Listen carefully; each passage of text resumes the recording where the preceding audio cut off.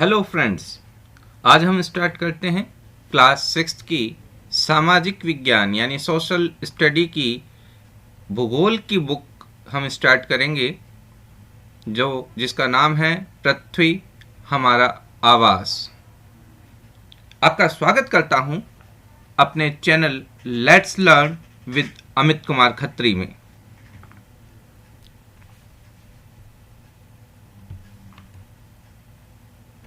अब आप देखिए, इसमें इंडेक्स अगर आप देख पा रहे हैं, इस इंडेक्स में लगभग जो एक आमुख दिया हुआ है यानी कि शुरुआत, और फिर 8 चैप्टर है और कुछ अपेंडिक्स इसमें जोड़ी हुई हैं।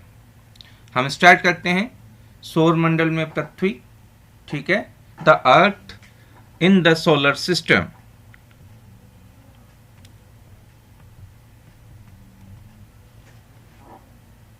सौर मंडल में पृथ्वी यानी कि जो हमारी अर्थ है वो सोलर सिस्टम में किस प्रकार से है।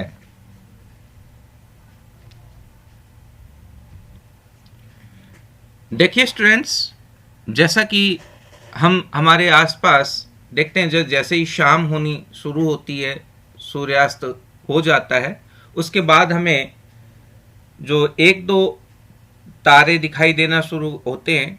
जैसे जैसे अंधेरा बढ़ता है वो तारे भी ज़्यादा मात्रा में दिखने लग जाते हैं, और जैसे जैसे रात्रि बढ़ती है अनगिनत तारे हमें दिखते हैं जिसको शायद हम काउंट भी नहीं कर सकते हैं।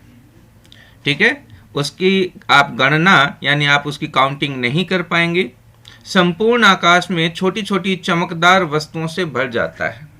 अब पूरा जो हमारा स्काई है वो एकदम अपन कहें बिंदु, छोटे छोटे बिंदु हमें दिखाई देते हैं, जैसे कि दिए जल रहे हों। इनमें से हमें कुछ शाइनिंग वाले यानी कुछ चमकीले होते हैं और कुछ थोड़े धुंधले होते हैं। ऐसा लगता है मानो आकाश में हीरे जड़े हुए हों, जलते हुए दिए दिखाई दे रहे हों। ठीक है, पूरा आकाश एकदम शानदार शाइनिंग ऑब्जेक्ट के द्वारा यानी उन स्टार्स के द्वारा हमें दिखाई दे रहा होता है। और इनमें से कुछ जो तारे हैं टिमटिमाते हुए भी दिखाई देते हैं, ट्विंकलिंग करते हुए भी दिखाई देते हैं। आपने वो एक पोएम याद होगी, ट्विंकल ट्विंकल लिटिल स्टार। ठीक है, तो आप यहाँ पर देख सकते हैं तारे हमें टिमटिमाते हुए दिखाई देते हैं। लेकिन अगर आप इनको थोड़ा और ध्यान से देखो तो आप देखेंगे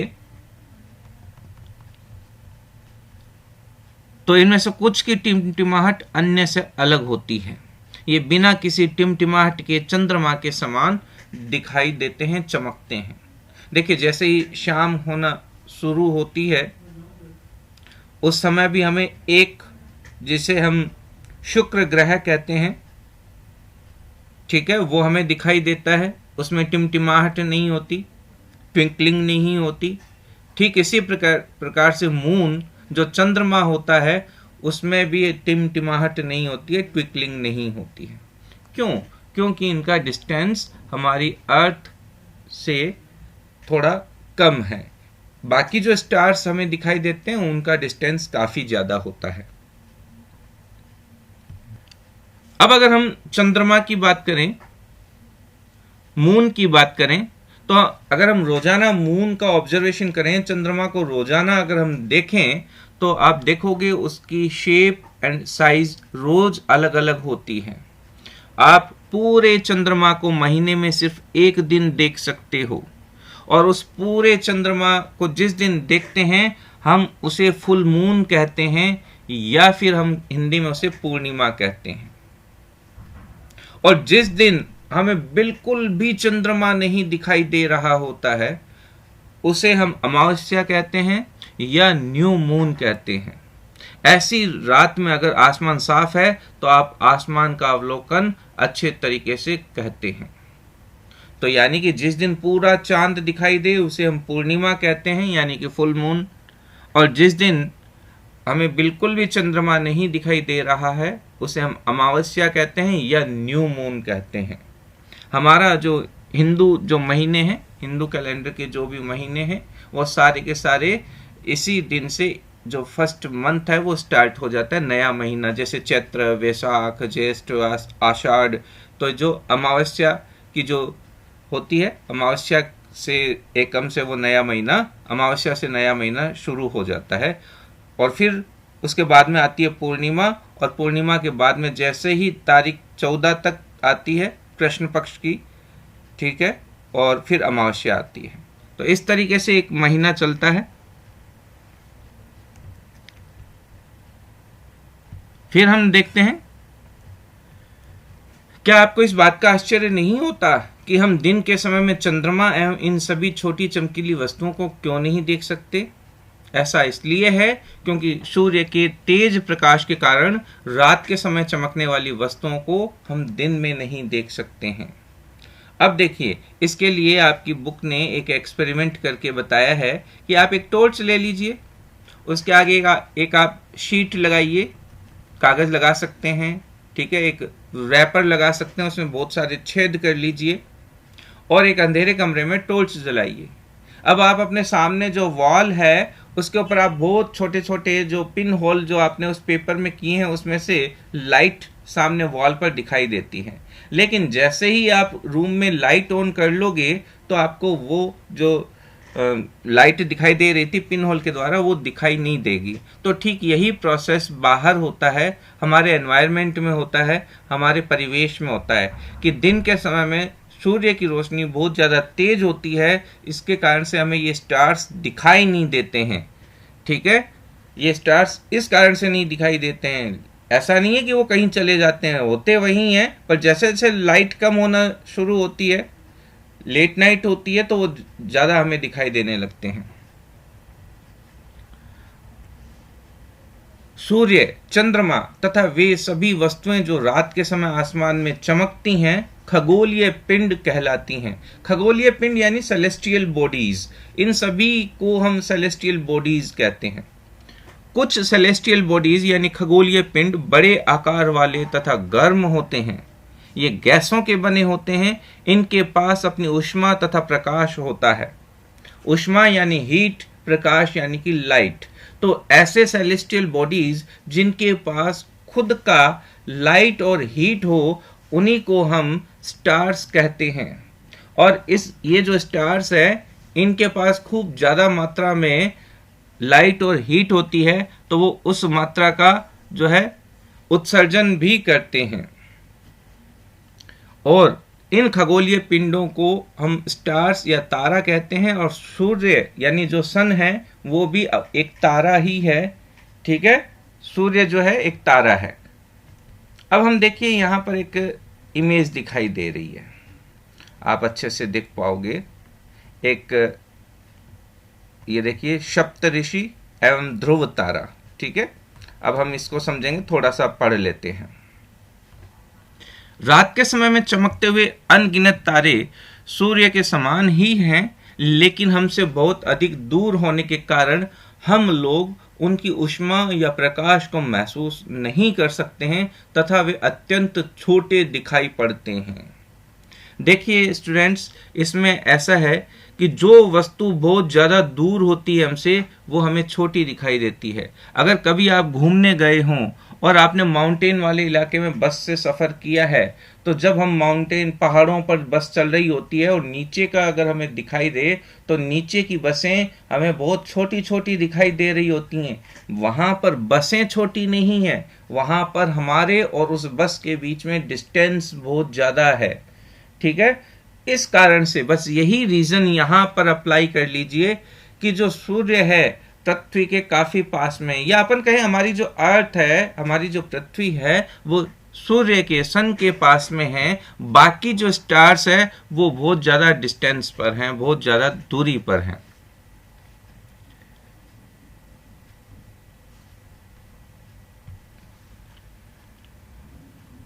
अब यहाँ पर एक बात और हमें ध्यान देनी होगी कि आपने अवश्य ध्यान दिया होगा कि कुछ दूरी से देखने पर सभी वस्तुएं छोटी दिखाई पड़ती है। अत्यधिक ऊंचाई पर उड़ रहा हवाई जहाज कितना छोटा दिखाई देता है। हाँ, मैंने अभी जो एक एग्जाम्पल बताया था, यहाँ पर आपकी बुक में जो है एरोप्लेन का एग्जाम्पल दिया है। एरोप्लेन देखिए आकाश में जब ऊंचाई पर उड़ रही होती है, वो बहुत छोटी दिखाई दे रही होती है। क्या वो उतनी छोटी है? नहीं, वो उतनी छोटी नहीं है। अब देखिए रात्रि में आसमान की ओर अगर हम देखते हैं, उस समय जो हमें तारे दिखाई देते हैं, अगर हम एक इमेजिन कर लें कि देखिए ये एक स्टार्स का ग्रुप है और ये देखिए ये कैसी आकृति दिखाई दे रही है, देखिए ये एक सोल्जर की शेप दिखाई दे रही है, हो सकता है आपको बियर की शेप दिखाई दे रही हो, यानी भालू, अगर हो सकता है आपको कुछ शेप अलग तरीके की दिखाई दे रही हो। ये जो अलग अलग आकृतियां दिखाई दे रही होती हैं उन्हें हम नक्षत्र मंडल कॉन्स्टिलेशंस कहते हैं। देखिए नक्षत्र मंडल को मैं थोड़ा सा हाईलाइट कर देता हूं यहां पर। ये देखिए ये नक्षत्र मंडल है, कॉन्स्टिलेशंस हैं। इसके बाद में हम बात करते हैं उर्सा मेजर या बिग बियर, इसी प्रकार का एक नक्षत्र मंडल है। बहुत आसानी से पहचान में आने वाला नक्षत्र मंडल है स्मॉल बियर या सप्तऋषि मंडल। 7 तारों का एक ग्रुप दिखाई देता है। देखिए अब आप यहाँ पर मैं एक शेप बनाता हूँ, आप इसको आइडेंटिफाई करना, ठीक है। देखिए एक ये देखिए ये एक यहाँ से यहाँ गया, ये देखिए एक ये गया, एक यहाँ पर गया, फिर ये देखिए ये शेप, ये देखिए क्या ये शेप आपको एक ऐसी नहीं दिखाई दे रही कि एक स्पून है, ठीक है, स्पून जैसी शेप आप दिखाई दे रही है। अब एक बार आप इन स्टार्स को काउंट करो जरा, 1, ठीक है, ये देखिए ये 1, ये 2, ये 3, ये 4, ये 5, ये 6 और ये 7।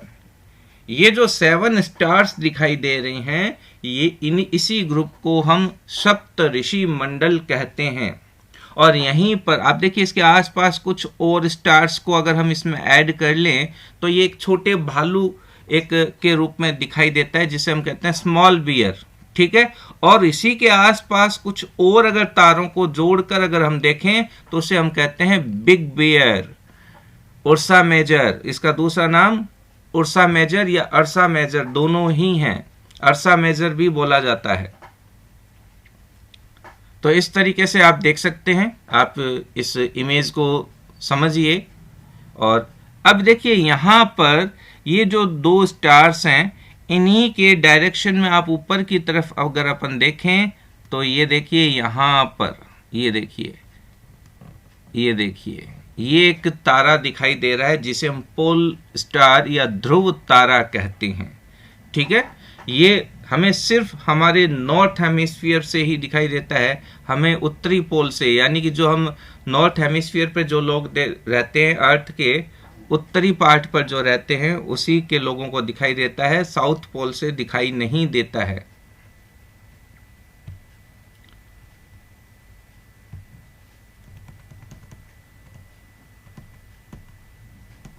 तो ये जो 7 तारों का समूह है जो कि एक बड़े नक्षत्र मंडल उर्सा मेजर का ही एक भाग है, तो ये एक अर्सा मेजर जो एक पूरा कॉन्स्टिलेशन है उसी के एक पार्ट के रूप में हम इसे देखते हैं।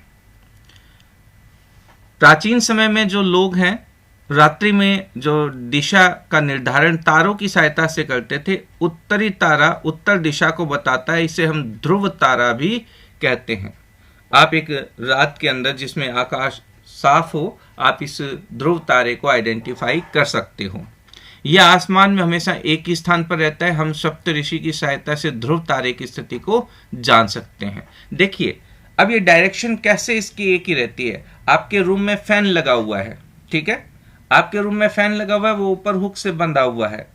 अब आप अपने रूम के 4 डायरेक्शन में जाकर फैन को देखिए, क्या फैन आपको अलग अलग फैन थोड़ी ना घूम रहा है, फैन आपको वहीं दिखेगा लेकिन एंगल अलग अलग हो जाएगा, आप घूम रहे हैं। तो ठीक इसी प्रकार से हम जो नॉर्थ पोल पर जो लोग रहते हैं, उत्तरी जो हेमिस्फीयर पर जो लोग रहते हैं, अर्थ के 2 पार्ट हैं, ठीक है, नॉर्थ हेमिस्फीयर और सदर्न हेमिस्फीयर। तो हम ऊपर वाले हिस्से में, नॉर्थ वाले हिस्से में जब रहते हैं तो वहां से हमें ये ध्रुव तारा पोल स्टार दिखाई देता है, सदर्न पोल से, दक्षिणी ध्रुव से ये दिखाई नहीं देता है। तो आप समझिए रूम का जो फैन है वो घूम नहीं रहा है, हम घूम रहे हैं। तो ठीक इसी प्रकार पोल स्टार नहीं घूम रहा है, हमारी अर्थ घूम रही है, इसलिए वो हमें एक की जगह दिखाई देता है। तो अभी अपन ने ऊपर पोल स्टार को देखा, पूरा एक डायरेक्शन से समझने का प्रयास किया है।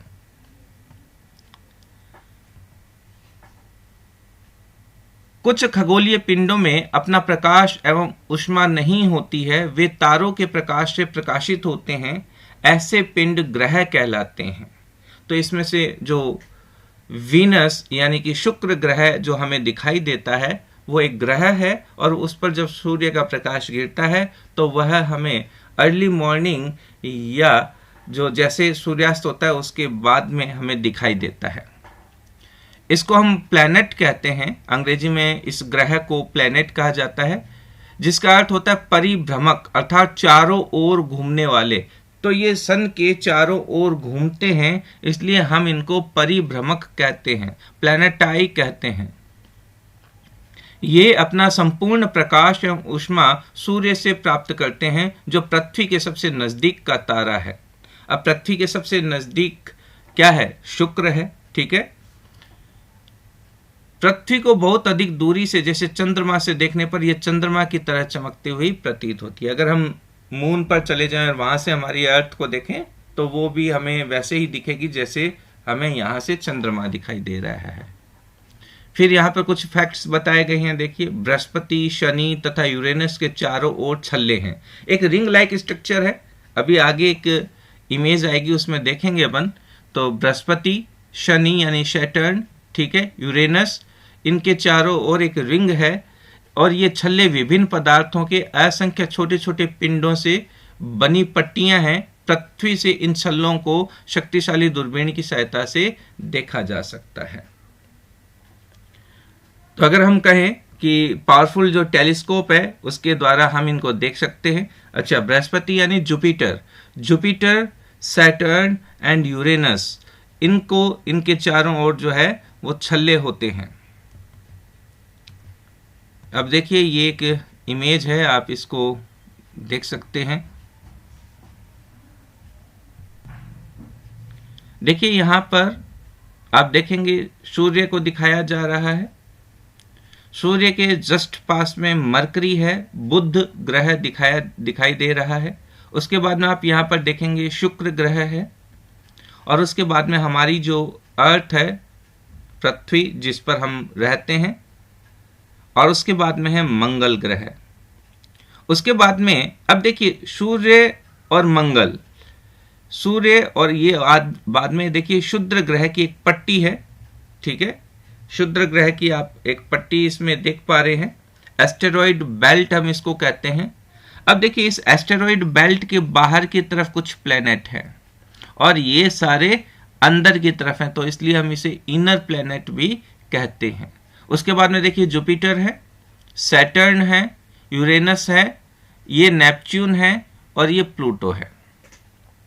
अब देखिए, पहले क्या होता था कि प्लूटो भी हमारे प्लेनेट में शामिल किया जाता था, 9 प्लेनेट हम मानते थे। लेकिन बाद में ये देखिए, प्लूटो की अपनी कोई ऑर्बिट नहीं है, इस ऑर्बिट को ये क्रॉस कर रहा है। तो नई जब डेफिनेशन हुई, नई परिभाषाएं हुई, उसके अनुसार अब ये प्लूटो हमारे ग्रह की लिस्ट में हम इसे शामिल नहीं करते हैं, सिर्फ नेपच्यून तक ही हम इसे शामिल करते हैं। अब देखिए, यूरेनस का अगर हिंदी में नाम देखें तो उसे अरुण नाम है, इसका अरुण। नेपच्यून का नाम होता है वरुण, और प्लूटो का नाम होता है हिंदी में यम, ठीक है। तो अरुण, वरुण और यम। प्लूटो अब ग्रह नहीं है, ठीक है, प्लूटोइड एक सीरीज है, उसमें इसका नामकरण किया जाता है। अब देखिए, इसके बाद में यहां पर बुध को दिखाया गया है, शुक्र। तो बुध के बारे में क्या लिखा है? सूर्य के चारों ओर एक परिक्रमण, यानी कि सूर्य के चारों ओर जो परिक्रमा लगाता है बुध, इसको 88 दिन ही लगते हैं, 88 डेज। अगर हम हमारी अर्थ के, हमारी धरती के अनुसार समय को काउंट करें तो 88 दिन लगते हैं। यानी कि हम कह सकते हैं कि बुध का एक साल हमारी पृथ्वी के 88 दिन के बराबर ही होता है। और अपने अक्ष पर जो घूमता है, यानी कि जैसे हमारी अर्थ जब घूमती है अपने एक्सिस के ऊपर, वो 24 आवर्स के अंदर घूमती है, तो वैसे ही बुध को 59 डेज का समय लगता है। यानी इसका जो एक्सिस पर जो घूमना है 59 डेज में होता है। शुक्र, अगर हम शुक्र की बात करें, वीनस की बात करें, तो ये 255 डेज के अंदर जो है एक सूर्य के चारों ओर एक चक्कर लगा लेता है, अपनी एक परिक्रमा पूरी कर लेता है। उसके बाद में अपन देखें, शुक्र अपने अक्ष पर जो है 243 दिन में घूम जाता है, ठीक है। अपनी एक्सिस पर जो स्पिन करता है वो 243 डेज में करता है। वहीं अगर हम अर्थ की बात करें, तो अर्थ पर जो सूर्य के चारों ओर एक परिक्रमण है अराउंड द जो सन है, उसकी जो ऑर्बिट है वो 365 डेज है, 365 दिन के अंदर एक चक्कर लगाता है। वहीं जो इसका जो दिन है, यानी कि घूर्णन है, अपने एक्सिस पर जो घूमना है वो एक दिन है, क्योंकि हमारे 24 घंटे होते हैं और 24 घंटे में अर्थ है वो अपने पूरे एक्सिस पर घूम जाती है। वहीं चंद्रमा कितने हैं इसके? एक हैं। सूर्य के, अब मंगल की बात करें, मार्स की बात करें, तो सूर्य के चारों ओर परिक्रमा इसके 687 दिन होते हैं। अपने अक्ष पर घूर्णन इसका भी जो है 24 घंटे का जो सिमिलर टाइम है हमारे अकॉर्डिंग ही है, और चंद्रमा, इसके 2 चंद्रमा पाए जाते हैं। वहीं बृहस्पति, इसके जो सूर्य के चारों ओर जो परिक्रमण के अंदर 11 साल 11 महीने यानी लगभग 12 साल लग जाते हैं, और अपने अक्ष पर घूमने में इसे 9 घंटे 56 मिनट ही लगते हैं। यानी इसका एक दिन हमारे समय के हिसाब से 9 घंटे 56 मिनट में हो जाता है। और इसके जो चंद्रमा है, इसके जो मून है वो 16 है। देखिए सैटर्न, इसके बाहर देखा आपने, ये काफ़ी जो गैसीय स्ट्रक्चर है इसकी, और इसके बाहर जो है रिंग पाई जाती हैं। आप यहाँ भी देख पा रहे हैं, डबल रिंग आप देख पा रहे हैं। आप देखिए यहाँ पर ये सिंगल रिंग है, ये सिंगल रिंग है, लेकिन सैटर्न पर डबल रिंग आप देख पा रहे हैं। तो ये अपने 29 साल 5 महीने, यानी सूर्य के सन के चारों ओर इसे घूमने में 29 साल का समय लगता है। वहीं अपने अक्ष पर घूमने में 10 घंटे 40 मिनट लगते हैं। और इसके जो चंद्रमा है, मून है, अप्रोक्सीमेटली 18 हैं। और भी पाए जा सकते हैं, अभी तक हमने इतने ही देखे हैं। नेक्स्ट है अरुण यानी यूरेनस। सूर्य के चारों ओर इसको एक परिक्रमा करने में 84 साल का समय लगता है। अपने अक्ष पर घूमने में 17 घंटे और 14 मिनट, और इसके जो मून है अप्रोक्सीमेटली 17 है। वहीं नेपच्यून का परिक्रमण काल 164 साल है। वहीं जैसे देखिए, जैसे जैसे डिस्टेंस बढ़ रहा है, सूर्य से दूरी बढ़ रही है, वैसे वैसे इनका परिक्रमण काल भी बढ़ता जा रहा है। यानी इनका एक साल बहुत बड़ा होता जा रहा है हमारी अर्थ के अकॉर्डिंग। वहीं इसके जो अपना जो अक्ष पर घूमना है वो 16 घंटे 7 मिनट है, और चंद्रमा की संख्या यानी मून इसके जो है 8 हैं। प्लूटो भी इसके अंदर दिया गया है, मैं बता देता हूँ, बाकी अब ये ग्रह नहीं हम इसे मानते हैं। इसका जो परिक्रमण काल है वो 248 साल है, यानी 248 ईयर्स।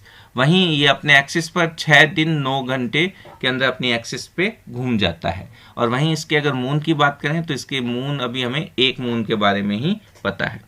वहीं अब मैंने आपसे पहले बात कर ली है इनर प्लेनेट, यानी कि सूर्य के बहुत जो नज़दीक हैं और ये चट्टानों से बने हैं, और एक्सटर्नल जो प्लेनेट हैं, बाह्य ग्रह हैं, ये सूर्य से बहुत दूर हैं, बड़े आकार के हैं और गैस और लिक्विड हो सकते हैं।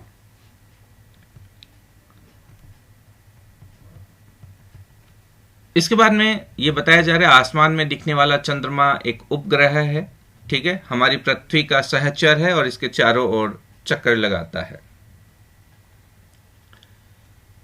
हमारी पृथ्वी के समान 8 अन्य ग्रह हैं। यहाँ पर अब आप हमारे पृथ्वी के जैसे 7 अन्य ग्रह पढ़े जो सूर्य के प्रकाश से ऊष्मा प्राप्त करते हैं, और उनमें से कुछ जो है, कुछ के पास अपने अपने चंद्रमा भी हैं।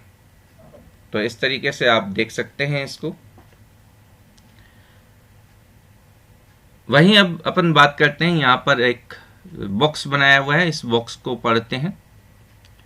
पौराणिक रोमन कहानियों में सोल सूर्य देवता को कहा जाता है।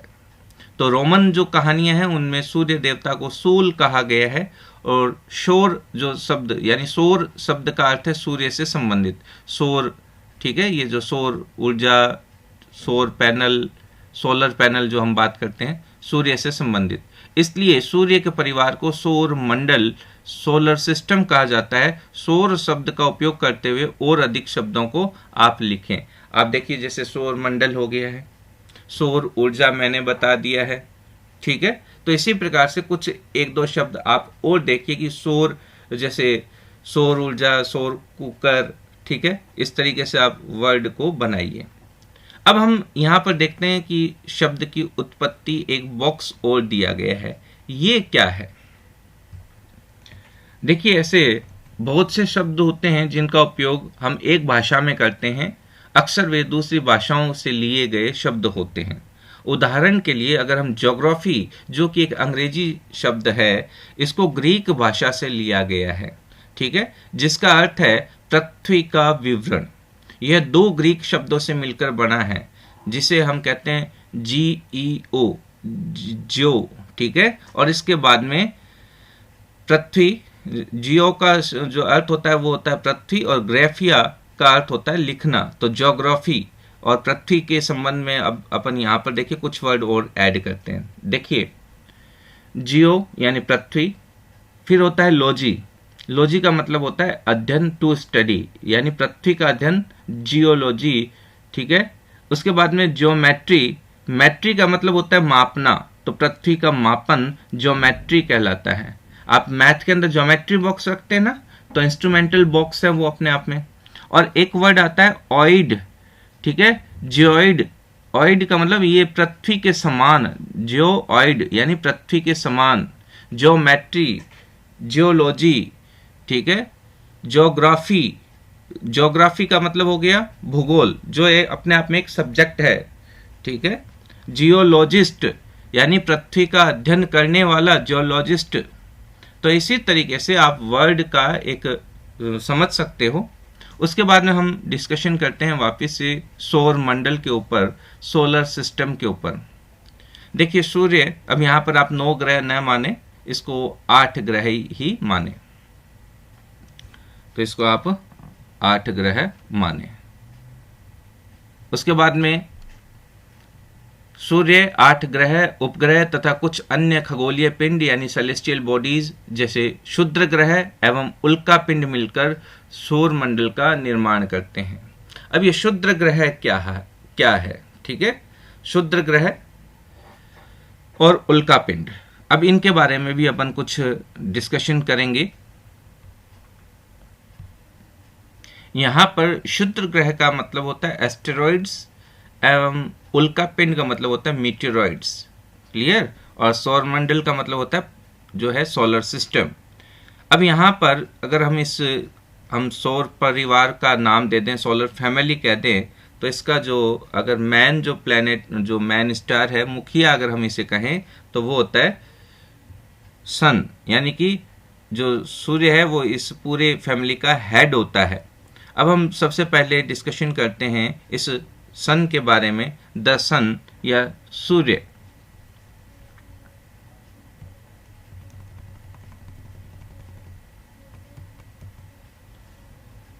सूर्य इस सोलर सिस्टम के सेंटर में स्थित होता है, केंद्र में स्थित होता है। ये बहुत बड़ा है, अत्यधिक गर्म गैसों से बना हुआ है, ठीक है।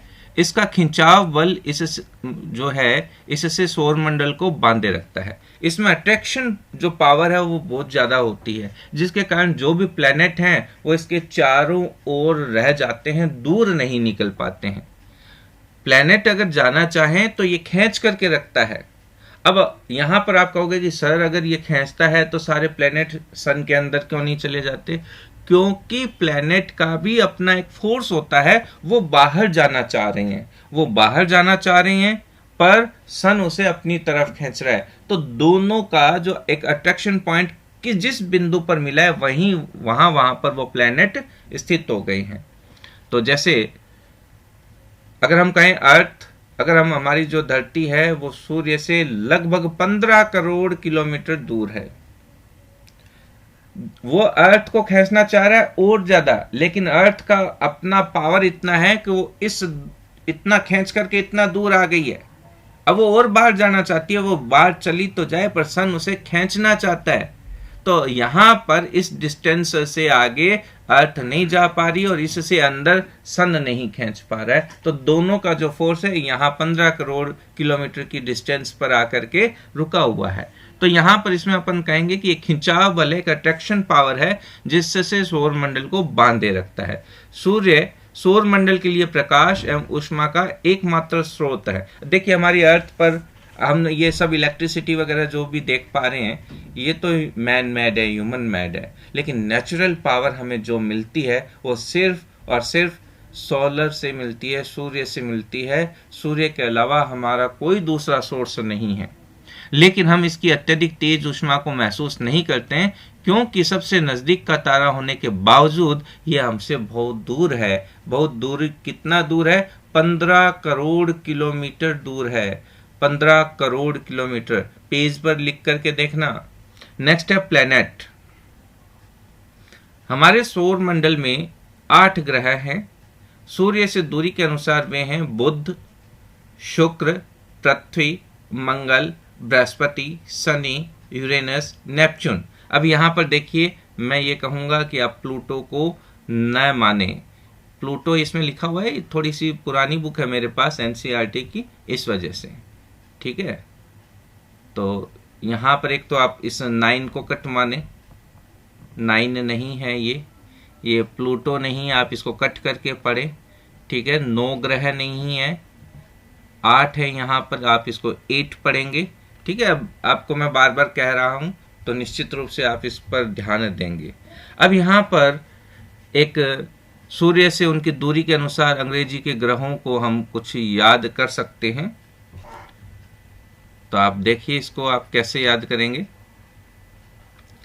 My very efficient mother just served us nuts, ठीक है। तो अब यहां पर आप जो 9 प्लैनेट्स लिखा हुआ है, इसकी जगह नट्स लिख लें, ठीक है।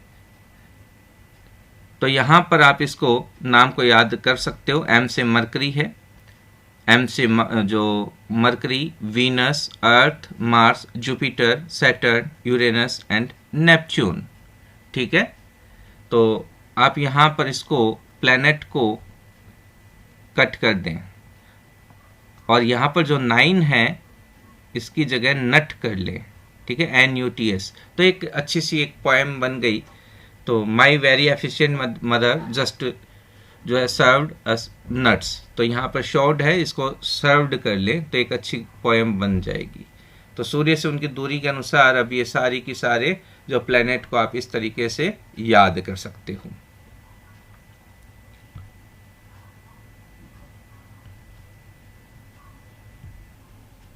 इसके बाद में हम चैप्टर को और आगे कंटिन्यू करते हैं।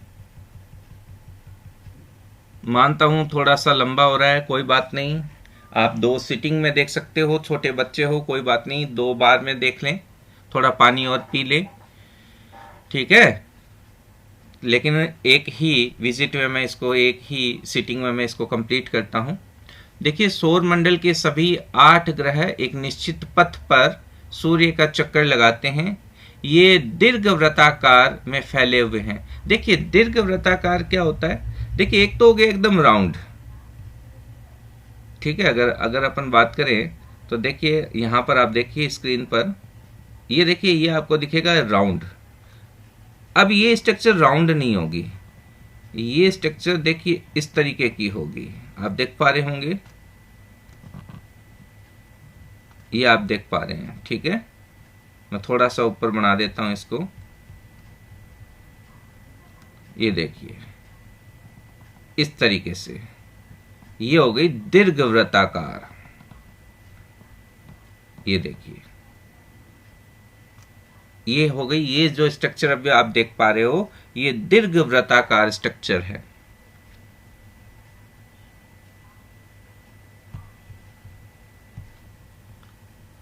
तो दीर्घवृत्ताकार यानी कि इलोंगेटेड है और कक्षा यानी कि ऑर्बिट कहलाते हैं। इसके बाद में हम देखते हैं बुध यानी कि जो मरकरी है वो सूर्य के सबसे नजदीक है। अपनी कक्षा में सूर्य के चारों ओर एक चक्कर लगाने में इसे 88 डेज लगते हैं। मैंने 18 गलती से पढ़ दिया है, 88। ठीक है, अभी तक प्लूटो को दूरस्थ ग्रह माना जाता है। अब देखिए, इसको ग्रह नहीं माना जाता, ये अब आप क्लियर कर लें। ठीक है, इसको अब हम नहीं देखेंगे, इस लाइन को अब आप कट मान लें, इसको आप सही नहीं सही है। ये पुरानी बुक है, देखिए मेरे पास, तो उसका मैं प्रिंट आपको पढ़ा रहा हूँ, ये अपडेट नहीं है। अब आपको जो भी मार्केट में जो नई बुक्स अवेलेबल होंगी वो आपको सही मिलेंगी, तो इसमें आप परेशान ना हो। ठीक है, ये प्लूटो वाली इस लाइन को अब आप थोड़ा सा कट लगा देते हैं, इसको अब आप इसको ना करें। ग्रह नहीं है एक तो, ये ग्रह बिल्कुल नहीं मानते हैं। अच्छा, शुक्र को पृथ्वी का जुड़वा ग्रह कहते हैं। तो अब आप यहाँ पर देख सकते हैं कि पृथ्वी का जुड़वा ग्रह कौन है, अर्थ्स ट्विन कौन है, तो वो है वीनस, क्योंकि इसका आकार एवं आकृति लगभग पृथ्वी के समान है। अभी हाल ही में हमारे जो सोलर प्लेनेट हैं, जो इसके अंदर नया ग्रह मिला है जिसका नाम है 2003 UB 313। ठीक है, 2003 UB 313, ये प्लूटो से बड़ा तथा सूर्य से सबसे अधिक दूरी पर स्थित है, लेकिन इस ग्रह के बारे में अभी तक हमें कोई जानकारी ज़्यादा नहीं है, और इसको अभी हमने हमारे सिस्टम में, सौर मंडल में शामिल नहीं किया है। ठीक है, इसे ड्वार्फ प्लैनेट की सीरीज के अंदर हम रखते हैं, ड्वार्फ प्लैनेट, बोना ग्रह, और इसी को प्लूटो को भी अब हम ड्वार्फ प्लैनेट ही कहते हैं।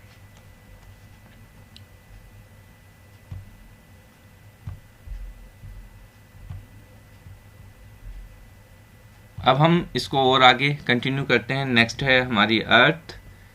ठीक है, अब देखिए, अगर हम सूर्य से डिस्टेंस देखें, दूरी के हिसाब से, ये तीसरा ग्रह है। आकार में ये पांचवा सबसे बड़ा ग्रह है। ये ध्रुवों के पास थोड़ी सी चपटी है, और यही कारण है इसके आकार को हम भू आब, ठीक है, जियोइड कहते हैं, भू आब। अब देखिए, इसमें क्या है, हमारी अर्थ आप ऑरेंज के रूप में समझ सकते हैं। ठीक है, ऑरेंज जो स्ट्रक्चर है ना, उसके रूप में। अब देखिए, अगर हम बात करें इसके स्ट्रक्चर में बनाने का, देखो समझाने का प्रयास करता हूं। ये देखिए, कुछ इस तरीके से है। ठीक है, कुछ इस तरीके से, यानी कि अगर आप देखोगे, इसका ये जो डिस्टेंस है ये ज़्यादा है, और ये जो डिस्टेंस है ये कुछ कम है। क्लियर? तो ये वाला डिस्टेंस कम है, और ये ईस्ट टू वेस्ट का जो अगर अपन देखें, इसका फैलाव थोड़ा सा ज़्यादा है। तो भूआब का अर्थ होता है पृथ्वी के समान। ठीक है, तो भूआब जियोइड स्ट्रक्चर हम कहते हैं इसको, इस तरीके के स्ट्रक्चर को जियोइड कहते हैं।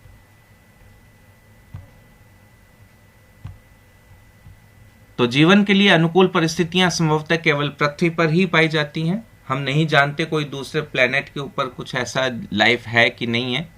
पृथ्वी ना तो बहुत अधिक गर्म है, ना ही बहुत अधिक ठंड। हाँ, कई एक्सट्रीम कंडीशंस हैं यहाँ पर, लेकिन बाकी जिस अर्थ पर, जिस पार्ट पर हम रहते हैं, वहाँ पर एक मॉडरेट लेवल का टेम्परेचर है कि हाँ, ये हम सहन कर सकते हैं। यहाँ पर पानी और वायु, वाटर एंड एयर दोनों प्रेजेंट हैं, और हमारी लाइफ के लिए ये दोनों चीज़ें बहुत ज़रूरी हैं। वायु में जीवन के लिए आवश्यक गैसें जैसे ऑक्सीजन मौजूद है, और इसी कारण से पृथ्वी सौर मंडल का सबसे अद्भुत ग्रह है, सबसे शानदार ग्रह है। ठीक है, क्योंकि यहाँ पर जो है हवा, पानी सब कुछ है, तो हम इसे अद्भुत ग्रह कह सकते हैं, कि यूनिक जो प्लैनेट कह सकते हैं, यूनिक प्लैनेट है सोलर सिस्टम का। अंतरिक्ष से देखने पर पृथ्वी नीले रंग की दिखाई देती है, क्योंकि इसका 2/3 यानी 2/3 जो इसकी जो सरफेस है वो पानी से कवर्ड है, इसलिए इसे हम ब्लू प्लैनेट, नीला ग्रह भी हम इसको कहते हैं। तो ब्लू प्लैनेट क्यों कहते हैं? क्योंकि इसका 2/3 पार्ट जो है वो पानी से ढका हुआ है, 2/3 हिस्सा पानी से ढका हुआ है, इसलिए हम इसे नीला ग्रह कहते हैं, क्योंकि जब हम ऊपर से अगर अपन इसको देखें, अंतरिक्ष से देखें, तो ये हमें नीला दिखाई देता है। फिर अब हम यहाँ पर कुछ बॉक्स हैं उसको और देखते हैं। ये बॉक्स क्या कह रहा है? प्रकाश की गति लगभग 3 लाख किलोमीटर प्रति सेकंड है।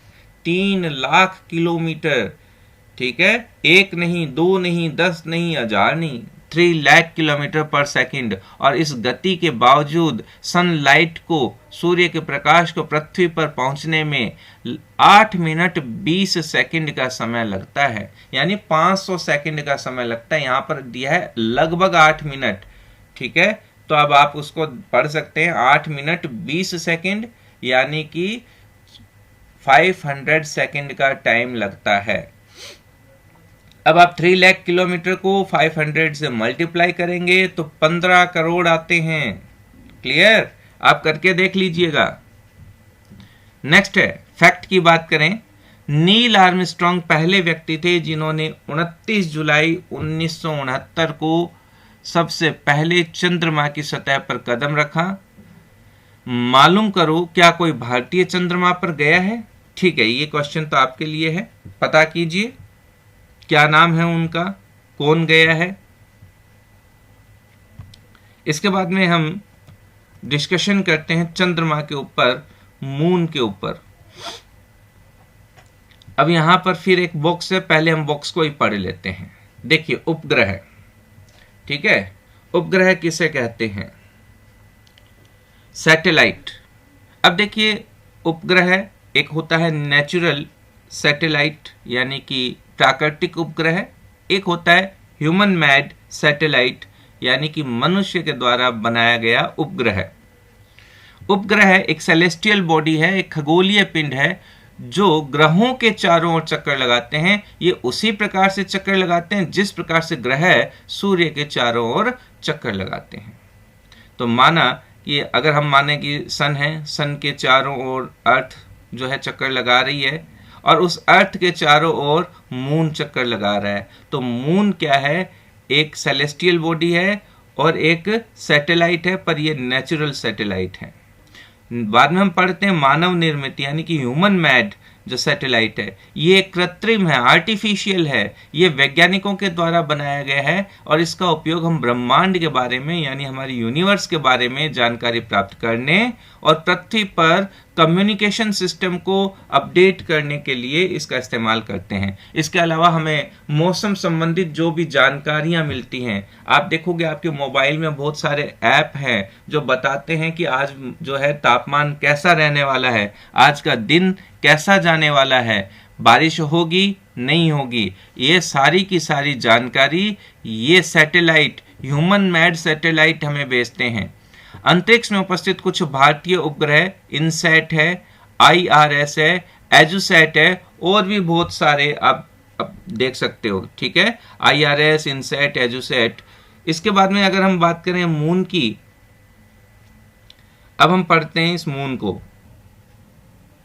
देखिए, हमारी पृथ्वी के पास केवल एक उपग्रह है, चंद्रमा, और इसका जो व्यास है, अगर हम इसके डायमीटर की बात करें तो पृथ्वी के व्यास का केवल 1/4 है, यानी जितना डायमीटर हमारी अर्थ का है उसका 1/4 ही इसका डायमीटर है।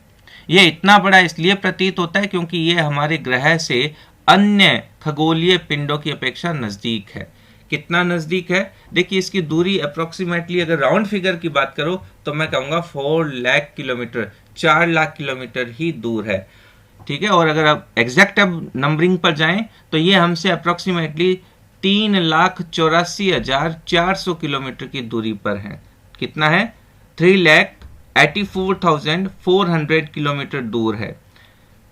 अब आप पृथ्वी से सूर्य एवं चंद्रमा की दूरियों की तुलना कर सकते हैं। देखिए, सूर्य हमसे 15 करोड़ किलोमीटर दूर है, वहीं पर चंद्रमा 3,84,400 किलोमीटर दूर है।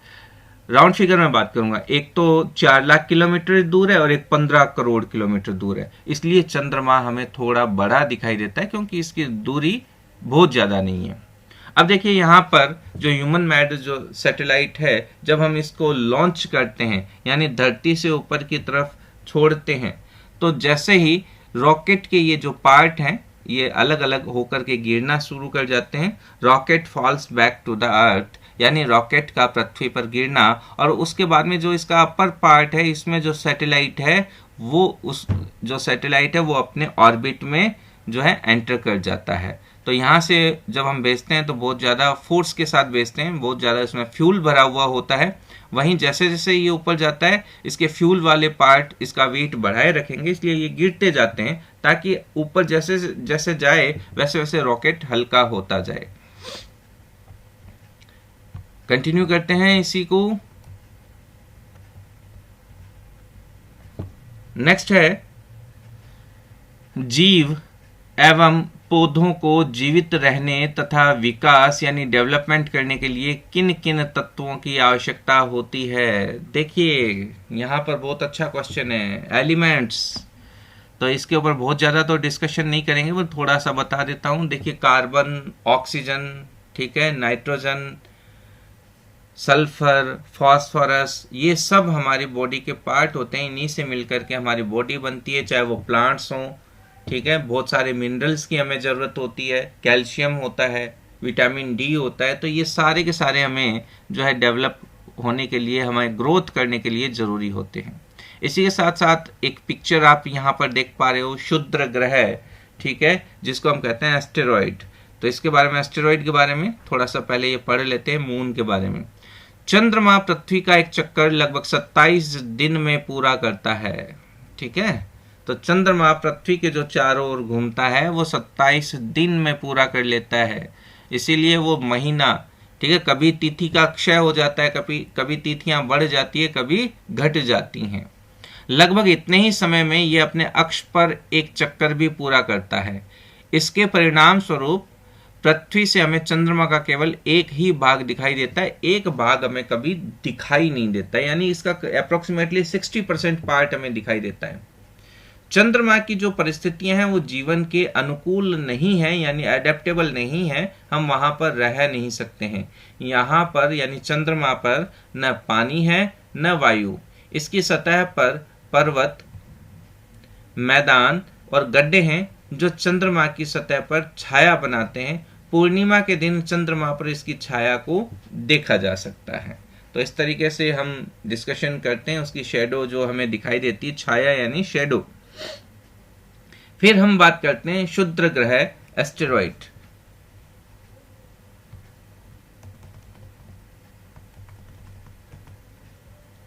अब देखिए एस्टेरॉइड की अगर हम बात करें, तारों, ग्रहों एवं उपग्रहों, ठीक है, स्टार्स, प्लैनेट एवं अगर हम बात करें सैटेलाइट्स, ठीक है, सैटेलाइट्स के अतिरिक्त असंख्य छोटे छोटे पिंड भी। तो यहाँ पर अपन बात करते हैं न्यूमेरियस टाइनी बॉडीज। तो जो छोटे छोटे पिंड है, टाइनी जो बॉडीज हैं, उन सब को हम जो है क्षुद्र ग्रह या एस्टेरॉइड कहते हैं, और ये भी सूर्य के चारों ओर चक्कर लगाते रहते हैं।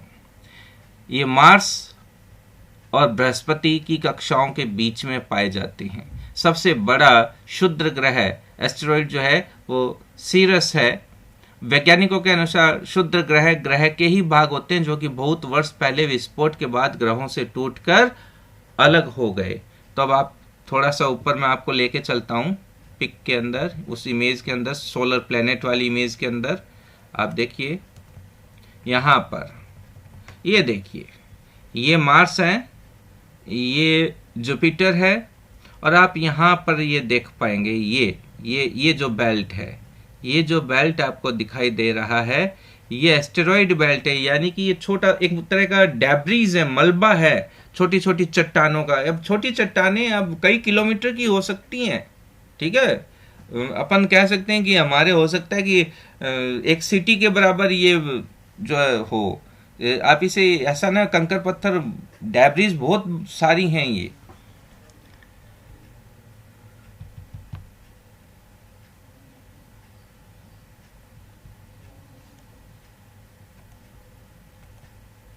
तो इन्हीं को हम जो है क्षुद्र ग्रह कहते हैं। नेक्स्ट अब हम पॉइंट पर आते हैं, वो है उल्का पिंड यानी मीटियोरॉइड्स। अब देखिए सूर्य के चारों ओर चक्कर लगाने वाले ये जो पत्थर हैं, ये जो बॉडीज हैं, इनके छोटे छोटे टुकड़ों को हम उल्का पिंड कहते हैं। अब ये उल्का पिंड क्या होते हैं, नीचे की तरफ गिरने लगते हैं, यानी कि हमारी जो अर्थ है उसके एरिया में आ जाते हैं, उसके अट्रैक्शन के कारण ये जलने लगते हैं और पृथ्वी की तरफ गिरने लगते हैं। कभी कभी ये उल्का पिंड पृथ्वी के इतने नज़दीक आ जाते हैं, इनकी प्रवृत्ति पृथ्वी पर गिरने की होती है। इस प्रक्रिया के दौरान फ्रिक्शन, घर्षण के कारण गर्म होकर के ये जलने लगते हैं, फलस्वरूप चमकदार प्रकाश उत्पन्न होता है और कभी कभी कोई उल्का पिंड पूरी तरह जले बिना पृथ्वी पर गिरती है, जिससे धरातल पर गड्ढे बन जाते हैं। अब देखिए, ये उल्का पिंड है, मीटियोरॉइड्स हैं। जब तक धरती पर नहीं गिरते हैं तब तक मीटियोरॉइड्स हैं, और जैसे धरती पर गिर जाते हैं, इनका कोई अवशेष रेसिड्यू हमें मिल जाता है तो हम उसे मीटियोर्स कहते हैं। बहुत माइनर डिफरेंस है, समझने का प्रयास कीजिए। सामान्य धरती पर नहीं पहुंचते, पहले ही नष्ट हो जाते हैं, क्योंकि फ्रिक्शन ज़्यादा होता है, गर्म ज़्यादा होते हैं। उस समय हम इन्हें एस्टेरॉइड्स कहते हैं। अपन फिल्मों में देखा होगा टूटता हुआ तारा, तो जो टूटते हुए तारे कुछ नहीं है, ये एस्टेरॉइड हैं, तारा नहीं पहुंचता। ये छोटी छोटी वो डेब्रीज हैं, ठीक है, हमारे स्पेस में उपस्थित, हमारे अंतरिक्ष में उपस्थित मलबा है, जो हमारी अर्थ के अट्रैक्शन पावर के कारण इसमें एंटर कर जाता है। जैसे ही एंटर करता है, हमारे एनवायरनमेंट के कारण, फ्रिक्शन के कारण ये जलने लगता है और उसे हम उल्का पिंड कहते हैं। पर जब कोई बहुत बड़ा अगर ऑब्जेक्ट ऐसे आ रहा है और अर्थ पर पहुंच जाए, ठीक है, तो हम उसे माफी चाहूंगा, यहाँ पर मीटियोर्स कहेंगे। मीटियोरॉइड्स वो है जो पिंड पहुंच जाते हैं, इनकी पृथ्वी पर गिरने की प्रवृत्ति होती है। इसके बाद में आपने तारों वाले खुले आकाश में एक ओर से दूसरी ओर तक फैली चौड़ी सफेद पट्टी जो देखी होगी, इसे चमकदार रास्ते को देखा होगा। इसमें लाखों तारे होते हैं, ग्रुप होता है पूरा, जिसे हम आकाश गंगा या मिल्की वे कहते हैं। आकाश में कुछ ये मिल्की वे इस तरीके से दिखाई देता है, यानी बहुत सारे तारों का एक समूह होता है, ठीक है। अब हमारे भारत में एक कल्पना की गई है, एक इमेजिनेशन की गई है कि प्राचीन काल में इसकी कल्पना आकाश में प्रकाश की एक बहती नदी से की गई है। इस कारण इसका नाम जो है आकाश गंगा पड़ा। आकाश गंगा में करोड़ों तारे, बादल, गैसों की एक प्रणाली है। इस प्रकार की जो लाखों आकाश गंगाएं मिलकर ब्रह्मांड का निर्माण करती हैं। ब्रह्मांड की विशालता की कल्पना करना अत्यधिक कठिन है और वैज्ञानिक अभी भी इसके बारे में जो जानकारी एकत्रित करने में लगे हुए हैं। देखिए, ये एक इमेजिनेशन है, आप सोच के देखिए। यहाँ पर एक इस हिस्से में एक लड़की को दिखाया गया है, एक इंडिविजुअल। आप समझिए, आप हो, आप इस पृथ्वी पर हो, पृथ्वी सौरमंडल में है, हमारा जो सोलर सिस्टम है वो आकाश गंगा में है, और ऐसे पता नहीं कितनी आकाश गंगाएं हमारे ब्रह्मांड में है, हमारे यूनिवर्स में है। अब आप देखिए, इतने बड़े सिस्टम में हम इंडिविजुअल हैं, क्लियर। तो इस तरीके से आप समझ सकते हो कि हमारा जो ब्रह्मांड है, हमारा जो यूनिवर्स है, वो कितना बड़ा हो सकता है। अब अपन जो एक थोड़ा सा अपना एक मामूली सा कंफ्यूजन क्रिएट हो गया है, वो थोड़ा सा मैं आपको यहाँ पर क्लियर करता हूँ। देखिए, एक होता है उल्का और एक होता है उल्का पिंड। आप उसको थोड़ा सा दोबारा से रिवाइज कीजिएगा। उल्का जो होती है, यानी कि मीटियोर्स, METEORS, मीटियोर्स, उल्का। अब देखिए, उल्का को ही हम टूटता हुआ तारा कहते हैं, क्लियर है। जो तारा आकाश में अगर हमें लगे, कई बार हम जैसे फिल्मों में बोलते हैं, जो तारा टूट रहा है उसको हम उल्का कहते हैं। जब ये तारा, टूटा हुआ तारा धरती पर पहुंच जाए तो हम उसे मीटियोरॉइड्स, ठीक है, या फिर उल्का पिंड कहते हैं। तो ये थोड़ा सा आप क्लियर कीजिएगा। अब ये क्या होता है कि जैसे ही कोई उल्का यानी मीटियोर हमारे पृथ्वी के एनवायरनमेंट में आता है, तो जलने लग जाता है एकदम से। जो है फ्रिक्शन होता है, घर्षण होता है, जो मिट्टी के कण उससे टच होते हैं, हवा बहुत तेज टच होती है तो वो जलने लग जाता है। वो है मीटियोर। और जैसे ही वो हमारी अर्थ पर पहुंच जाता है तो वो कहलाता है उल्का पिंड। जो हमें मिल गया ना, पिंड मिल गया, एक ऑब्जेक्ट मिल गया, ठीक है, एक बॉडी के रूप में मिल गया, तो वो हो गया उल्का पिंड। क्लियर? आई होप ये क्लियर हो गया होगा, उल्का और उल्का पिंड। तो यहाँ पर आपके उल्का के बारे में दिया गया नहीं है, तो आप उसे समझ लें उल्का क्या है और उल्का पिंड क्या है।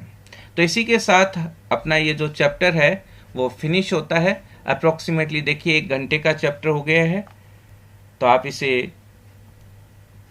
कर सकते हैं। सब्सक्राइब कीजिए, शेयर कीजिए, ठीक है, और लाइक कीजिए। मैंने एक वीडियो साइंस के भी बनाए हैं, वो आप देख सकते हैं। साइंस के वीडियोस यहाँ पर अब आपको कुछ बॉक्स दिखाई दे रहे हैं, तो उसी के साथ आप देख पा रहे हैं, इनको आप क्लिक कर सकते हैं, साइंस का चैप्टर आप पढ़ सकते हैं और बहुत जल्द आपको आगे के चैप्टर्स भी मिलने वाले हैं। Thank you. आप सब्सक्राइब कीजिए, लाइक कीजिए, शेयर कीजिए।